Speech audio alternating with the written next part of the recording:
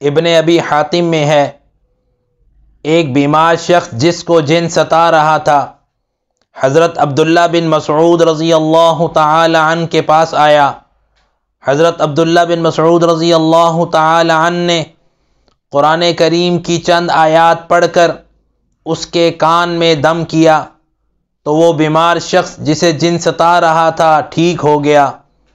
اس بات کا ذکر جب حضور نبی کریم صلی اللہ علیہ وسلم سے کیا گیا تو آپ صلی اللہ علیہ وسلم نے فرمایا، عبداللہ تم نے کون سی آیات پڑھ کر اس کے کان میں دم کیا تھا؟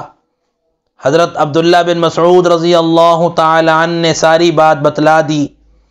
حضور صلی اللہ علیہ وسلم نے فرمایا، تم نے یہ آیات اس کے کان میں پڑھ کر اسے جلا دیا۔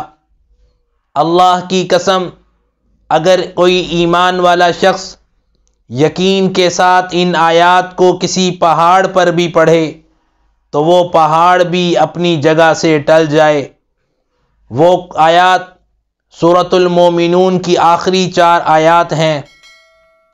افحسبتم انما خلقناکم عبثا وانکم الینا لا ترجعون فتعالى اللہ الملک الحق لا الہ الا هو رب العرش الکریم ومن يدع مع الله إلها آخر لا برهان له به فإنما حسابه عند ربه إنه لا يفلح الكافرون وقل رب اغفر وارحم وأنت خير الراحمين۔